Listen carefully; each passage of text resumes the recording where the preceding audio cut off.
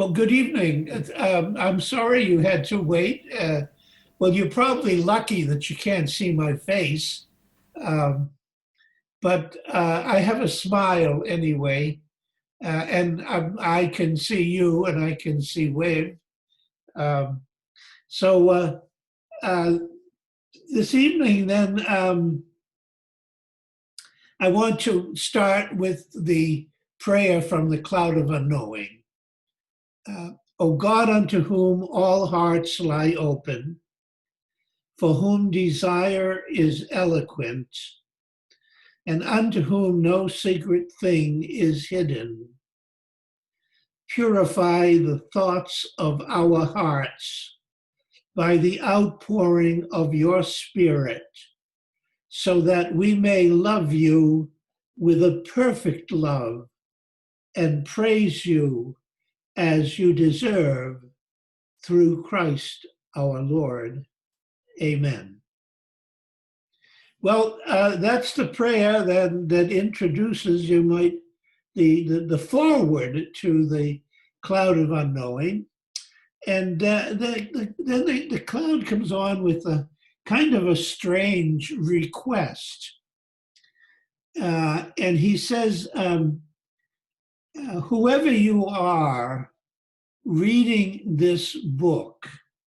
I'm saying this from memory, by the way. I can't read anything. So, whoever you are reading this book, I charge you with the deepest commitment that love can make, not to, it says, whether you own this book or you're borrowing it, um, that you are not to share it with anyone else unless you know that he is deeply committed to following Christ perfectly. And he goes on to explain what he means by that and why. He says that unless I'm not. I know there are many people who are living a Christian life, and they're responding to God's grace, and they will save their souls. But I'm not talking to them, he says. And there also is another group of people I'm not talking to. He says, I'm not talking to busybodies, gossipers, people who engage in gossip, the scrupulous, and even the intellectually curious. He says, I didn't write for them, and I wish that this book may never get into their hands. So then he says, well, who am I writing for? Well, he said, I am writing for those who are living the Christian life for a long time and who are given by God a greater desire in their heart to know him more perfectly, and that God is working on their hearts so that they will seek him in a deeper way through love. So, and we'll see more what that means, but we can see right away, for example, I have no problem in sharing the book with you people, that you do have this, because and here's an interesting kind of a footnote. I've had an argument with Father Thomas going on for many years. And now that he's dead, see, and he can't defend himself, I can assure you that he was wrong. But there are exceptions to this. Always keep that in mind. But if you look at the group that is here present, right here now, and see what their age is, I think there's absolutely nobody under 25 in this group. Would you agree with me? yeah.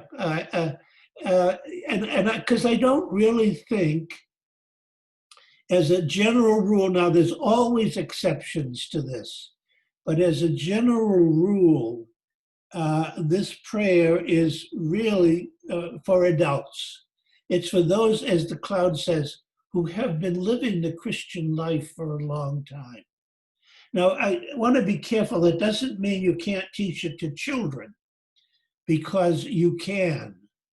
But I think that children at some point kind of lose the ease and the innocence that is required for this prayer. And it maybe in the teenagers, well, those of you who are parents, and by the way, do you have Mother's Day today? Yes, we do. Yeah, well, I congratulate all you mothers, and we prayed for you this morning. But sometimes when children go through their teenagers, and I know you're working on this and teaching, for example, the children for confirmation, but it becomes difficult for them for whatever reasons. But the point is that most of the people who do respond are, I would say, entering into the Middle Ages. They're 35, 40, or older. And Father Thomas used to worry about this, and he would say, well, why aren't we attracting the younger people? And I would always say, we are attracting them, we only get them, though, when they're older. So I think that has something to do with the cloud's wisdom when he says he's talking to people who have for some period of time been living the Christian life and doing more than is common or usual. They're seeking a deeper Christian life than they have ordinarily been doing. And I have seen this so many times. You know, I gave an interview in Chicago it was like 15 years ago, for a magazine called U.S. Catholic, United States Catholic. And they interviewed me with pictures and so forth on centering prayer. And then I never heard anything from that. They published the article and they sent it to me, and it was all fine. Well, yesterday I got an email from a woman. I don't know where she lives, but she said that she read that article 15 years ago, and she had been practicing centering prayer since then. So there are so many ways, but the point is, you see, her heart was ready. As the cloud says, her heart was tied with the leash of love's longing. That God was calling her. And so that's the people that the cloud is talking to. Now, there are some people, of course, that God is calling in that way, and they reject God's call. It isn't one that you have to answer. But it's the people then who have this longing that God has put in their heart, and that they are good practicing Christians, and yet they desire something more. And I think when you look yourself at your own relationship and your own attraction to centering prayer, that you fit that definition. So then the cloud goes on to say so I've written this book then for those who want to do more than what is normally required of the average Christian. Now he says, so I've written this little book of 75 chapters for you, and in chapter 75, and we will look at that sometime later, I give the qualifications that you would look to find in people who are called to this prayer, to contemplative prayer. And I just want to mention here, and it's an interesting thing. He says something like, these are people who would walk a mile. You don't use the mile, do you, as measurement? No, no. Yeah, Oh, we understand. yeah. But he says people who would walk a mile when they hear something about contemplative prayer in order to hear it. And he says, for these people, I've written this book. And also, these are people who get excited, and he just means kind of gently, have a respond when they hear or read something about contemplative prayer. People who are really interested in it, and even, who will go through some inconvenience in order to hear about it. Well, if the author of the cloud were here this afternoon, he would see a good application of this. People who have waited this period of time and gone through this inconvenience to hear my poor conference on the cloud of unknowing. So you can be pretty comfortable that you're the kind of people that this book was written for. Okay, well then he goes into chapter 1. And in chapter 1, 2, and 3 are extremely important. You'll hear me say this time and time again, and it's especially chapter 3. But chapter 1 and 2 are also important. In chapter 1, he says that God, it's my observation that God leads us to himself in perfect love in 4 stages.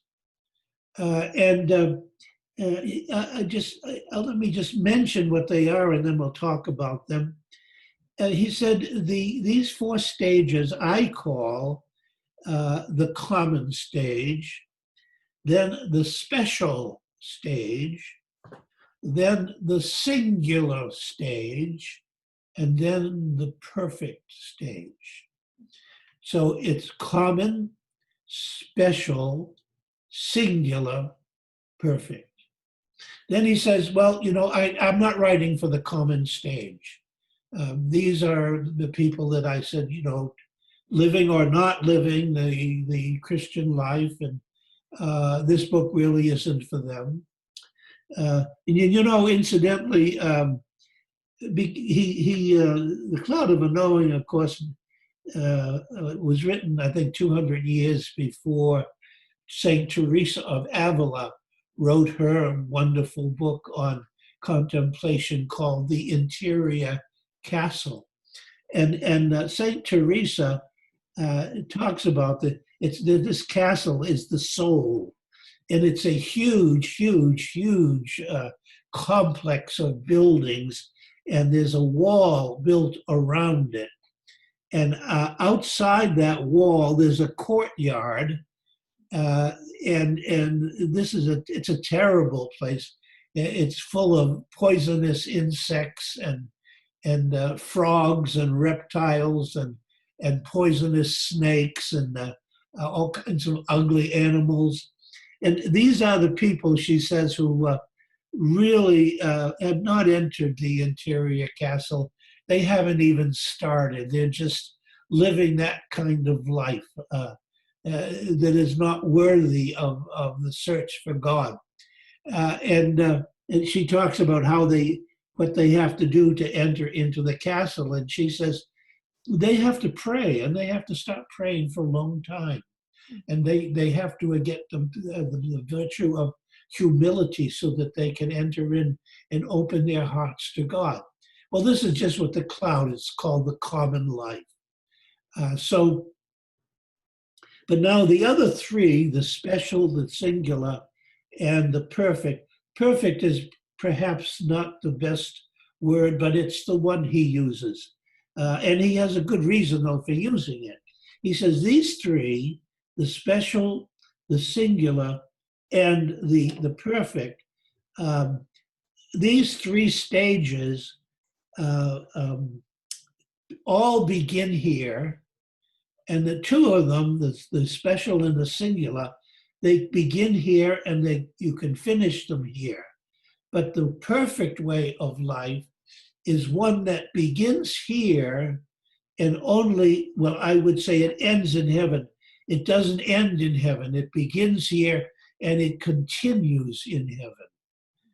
And so, so this is these are the people that he wants to talk to, and he wants to give instructions how we can move from the special into the singular and then into the perfect way of life.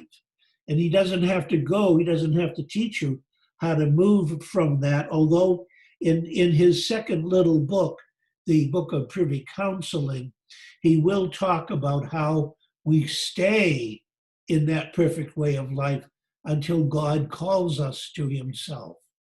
And then the perfect way of life simply continues forever. So what is the special way then? Well, the special way is people who are called to love God and to express that love in contemplative prayer. So we can say that people who do contemplative, people who do the centering prayer are at least in the special way of life. Now, he says these people, they feel in their hearts a special calling from God. It's oftentimes something that can't quite be expressed in words, but they know that it's there. And sometimes it's very difficult for these people if they don't have anyone to give them the message. So anyone to really tell them, what is going on. But they find it in various ways. But this special way of life then is certainly all of those who are attempted to begin the contemplative prayer in the contemplative dimension. Now he's saying they do feel this special call. Now I'm not saying that they experience it all the time as the perfect people do. But even if only once in a while, they do feel this longing for God in their hearts. Now that's a wonderful sign, and it's an easily recognizable sign. And you have all gone through it. You're going through it, or you have gone through it. You wouldn't be here if you didn't, at least once in a while, experience this special love for God that is manifested, or that ends up in the contemplative dimension or in times of centering prayer. So that's the special way of life. And then we go from when we enter into the special way of life, we go into the singular way. And God will lead us into this. The Holy Spirit, we say, purify the thoughts of my heart by the outpouring of your Spirit. So that's a prayer from someone, you might say, in the special way of life, looking to go into the singular way of life. And in this way of life, the person enters deeply into his own heart. He's in touch with the very center of his being, and he finds God there. So this is not this is an experience of mystics, and don't be afraid, by the way, of acknowledging yourself and admitting that you are mystics. What is a mystic? A mystic is somebody who seeks union with God without intermediaries. And it's really in this singular stage although it begins earlier, but it's really present in this, what we call the singular stage. It's a time when we seek God without intermediaries. We seek God without thoughts, without words, without ideas, without memory. And we try earnestly to maintain and to increase that singular relationship with God. I would say that most, if probably all of you, are in that stage, and it's a wonderful place to be. It's something to be grateful to the Holy Spirit for. Now, I'm not saying that it is easy all the time. Sometimes it's very difficult, but a thing to be really worthwhile has got to manifest difficulties. And the value of it is in confronting the difficulties and eventually overcoming them.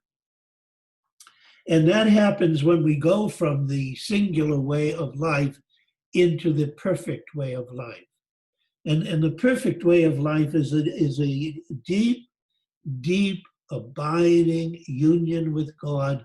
It is, as Saint Teresa says, in her interior castle, she talks about seven rooms that you go through, and the seventh room is the way of perfection. In this sense, you have one foot on earth and you have another foot in heaven. I hate to use this expression, but I'm going to anyway. Sometimes they speak of somebody who has one foot in the grave and the other foot on a banana peel. Well, it's more than that, though. It's one foot on this earth, so that would be the foot on the banana peel, and the other foot is in heaven. Now, even at this stage, the perfect stage, we still have free will, and we can still fall, we can still sin. So at no time, do we have the perfection, say, of the saints in heaven. But nonetheless, we approximate to it. So those are the four stages then. Then the cloud says, this finishes chapter 1. And then he says, so we want to go on from that.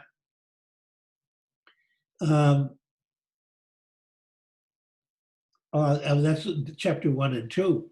Then he says, so this, I told you how wonderful this is. So you might say, well, what do I do next? How do I really go about doing this? And he says, he ends the chapter with this way. He says, this is what you are to do. Well, now, I told you I read the clouds hundreds of times. And I think I must have read the cloud 30 or 40 times before I actually saw what was there confronting me. That statement at the end of chapter 2, this is what you are to do. So when I turned the page for chapter 3, I should have known, well, he's going to give me some concrete instructions on how to be a contemplative and how to go from the special to the singular to the way of perfection. Well, time and time, I'd say 30 or 40 times I read it, and I didn't see it. And you know why I didn't see it? Because I wasn't doing Lectio. I was simply reading. And when you take a book and you use it for Lectio, you never leave a sentence or a phrase or even a word until you have fully absorbed the meaning of it.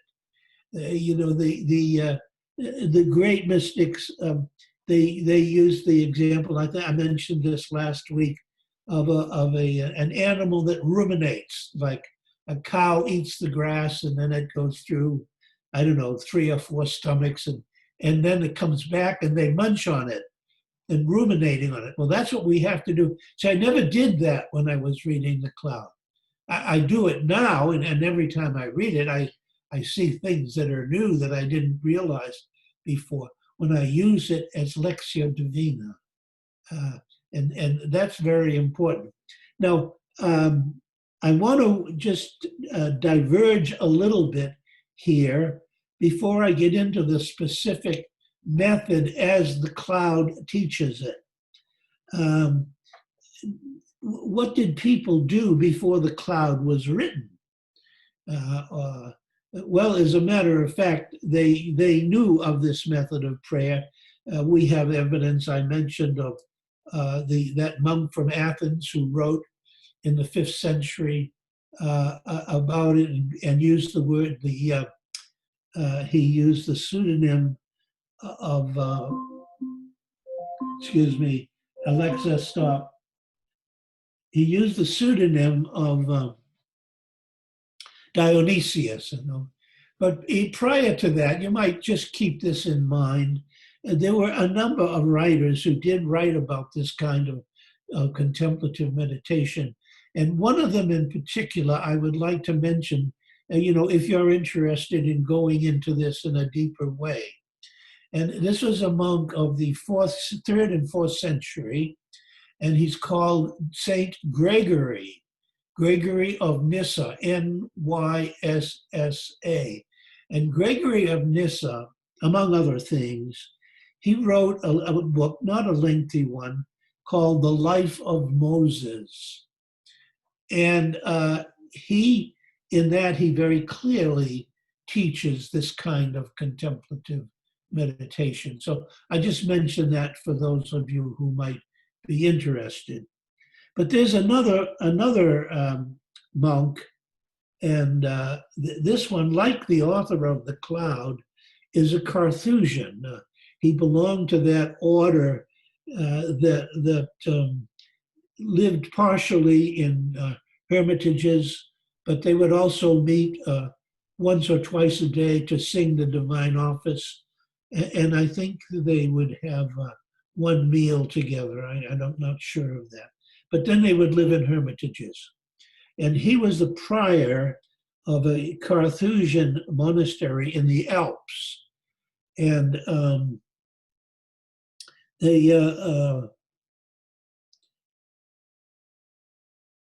he wrote this. His name, by the way, is Guigo, G-U-R-G-O, or sometimes it's spelled Guido, G-U-I-D-O. Guido II.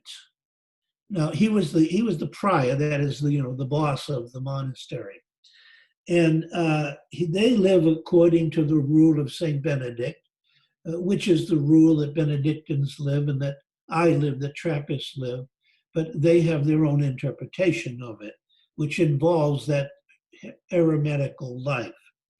But it has a heavy emphasis, as our life does, on work, physical work. And so he talks about how he was out working in the fields one day, and he had this, he doesn't use the word vision, but he had this conception, this idea of contemplative prayer. And this is what he said. I saw a ladder, and the ladder was firmly planted on the earth, and I saw it go up to heaven, and it disappeared in the clouds. And this ladder had 4 rungs. And now the first rung was Lectio Divina. This is the first thing we need to do if we want to climb this ladder up into the clouds, Lectio Divina. And then the second rung on this ladder was meditation. And he used the word, Lectio Divina and meditatio. And meditatio is simply a reflection on the Lectio Divina. Now, see, this is what I didn't do when those many times I read The Cloud of Unknowing, and I saw that statement, this is what you ought to do. I just passed right over it. I know what that means, you know. Uh, I didn't know that he was giving me this precious, incredible instruction, you know, on how to do this contemplative prayer. So there's lectio and then there's meditatio. Now then there's this it's kind of a strange thing, but I think you will know what I'm talking about. The next thing is oratio. Now that simply means prayer. And I know when I first read this or saw this, I said, well, why is he saying oratio? Isn't this whole thing oratio? And that's what we're looking for, a special kind of oratio. Well, he is talking about a very particular kind of prayer. And it's the doorway, the introduction into contemplation. So there's first of all Lectio Divina, when you read and you ruminate and you really try to get as much as you can out of what you're reading, and you don't pass anything by until you know that you really have, you know, assimilated it. So the Lectio, and you do that by meditatio, right? So there you have Lectio and meditatio. Now, oratio is according to Guido II, oratio will follow from that kind of meditation. And what it is it is affective prayer. That's with an A, affective prayer. And this is the kind of prayer when you feel that stirring, as the cloud says, this stirring of love's longing in your very heart. Now, this prayer differs in different cultures. You know, I like to read what they call the Rhineland mystics, and these are a group of women who were very, very deep mystics, like Hermenegild and Beatrice of Nazareth, and like that. And they start talking about what's the word they use? I'm having a senior moment now. Rapture. You know, he says you have this rapture, and this takes you into contemplation. Well, you know, as the word got around, and this way of praying got to England, by the time it got to England, the rapture was a gentle stirring of love. Because you see, an Englishman wouldn't be caught dead having a rapture. But this oratio, for us, for people in Iceland and America in general, would just be that. It's a gentle stirring of love that calls us to God.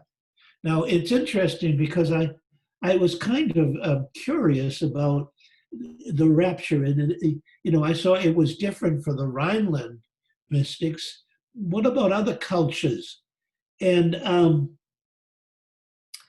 one of the I don't know, do you have in Iceland, do you have Pentecostals, people who pray in tongues? You do, probably a very few of them, but well, tongues, if it's rightly understood, and I have prayed in tongues, if it's rightly understood, is this oratio. It's an affective form of prayer that's going to lead us, you know, deeper into the presence of God. So I won't go into that anymore, but because tongues does not really belong, I don't say, to Icelandic culture. I don't think in general it doesn't belong to American culture. It does in certain segments of it. But there's another thing. We have a monk here in the community who comes from Kenya in Africa. And I was going through the cloud of unknowing with him. But I asked him, what is the form of oratio that you have in Kenya? Is it this generous spirit of love? He says, no, it's dancing. Let's see, isn't that has been interesting? That's the way, you see, the affective love by which they begin to express the contemplative experience through dancing. Uh, I know the Methodists, especially the early Methodists, their oratio was actually hymn singing. Because the Charles Wesley, the brother of John Wesley, who founded the Methodist, he was a marvelous writer of hymns, and we still use his hymns. I am sure that you do. In your liturgy, you use some of his hymns. But they would sing those hymns with a great fervor and a great feeling of enthusiasm. And so that would be their oratio, you see. So we have then the Lectio Divina, the first rung of the ladder. The second one is meditation, meditatio. The third one then is oratio, however that may happen. And then we go from there. That's the doorway into contemplatio. Now, that's how actually I learned contemplative prayer. When I was in the seminary for 8 years, and I don't know if I mentioned this to you before, but we had 500 students, and we had 3 full-time spiritual directors. And we would have conferences with them twice a week for 8 years. And I never once heard the word contemplative prayer. When I look back on that, I see that as a tragedy. Some contemplative prayer, well, if it was ever brought up, I'd say, oh, it's, something that belongs to St. Teresa of Avila or Thomas Aquinas or people like that. It had nothing to do with us. And that was the attitude, which was a shameful attitude, because many of these 500 students, were going through, and they were at the doorway to contemplation and had no one to lead them through. And so they simply forgot it and turned their mind elsewhere. And I was one of those who did that. So, but when after I was ordained, 6 years after that, I joined the monastery here at Spencer, and we had actually 4 hours a day for private prayer and for Lectio. And I would go into the church and I would kneel down. And unfortunately, I thought you had to kneel down if you were praying. And I would read the gospel of the day, but I would read it very slowly and very carefully, and that would be my Lectio. And then I would meditate on it. What does it mean? And then, without knowing it or being aware of it, I would go into contemplative prayer. Deep in my heart, I would simply be reaching out to the love of God. And here's an interesting thing. I had a desire in some way to hold on to that contemplative experience, although I didn't really know that's what it was.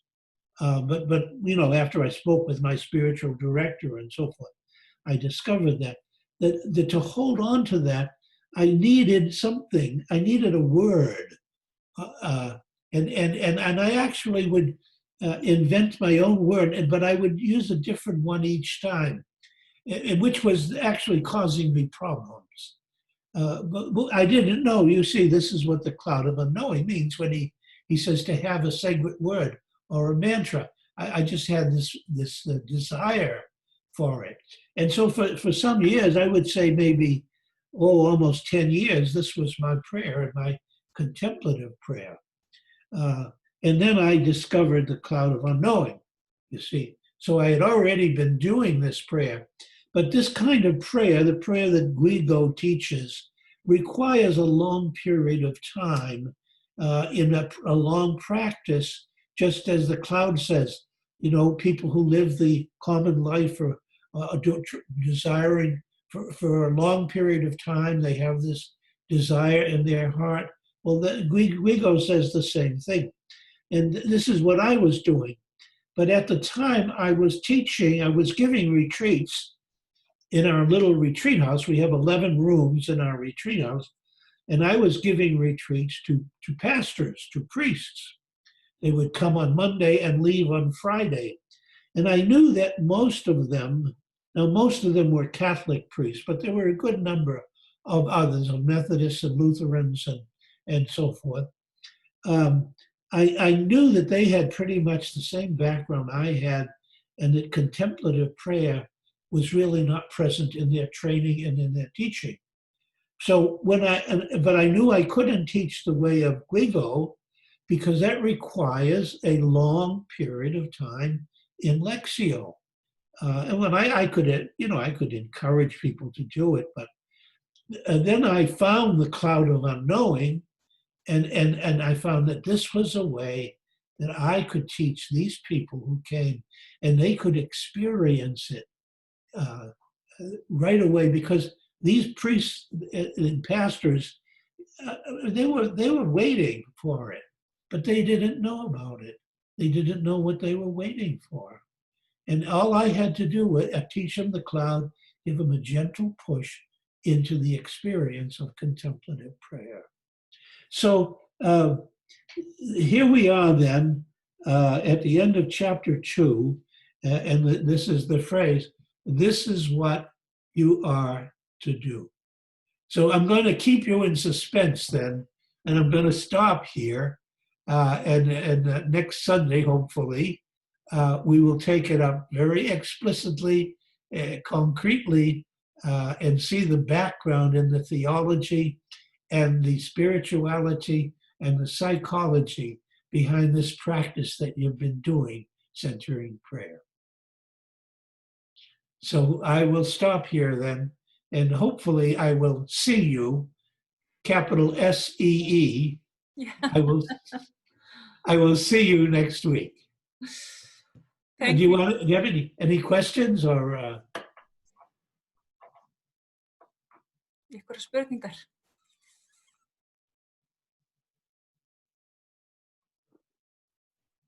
When there are no questions, it means you were so clear, No. everybody understood, or nobody understood anything. No, I, for one, is very pleased with your teaching. It was very well, very skillfully done, and we could very easily grasp it, I think. I speak for all the group, I hope. And there are, of course, a lot of things to contemplate on, and extremely valuable for us to be able to deepen our sense of our calling to be Christians.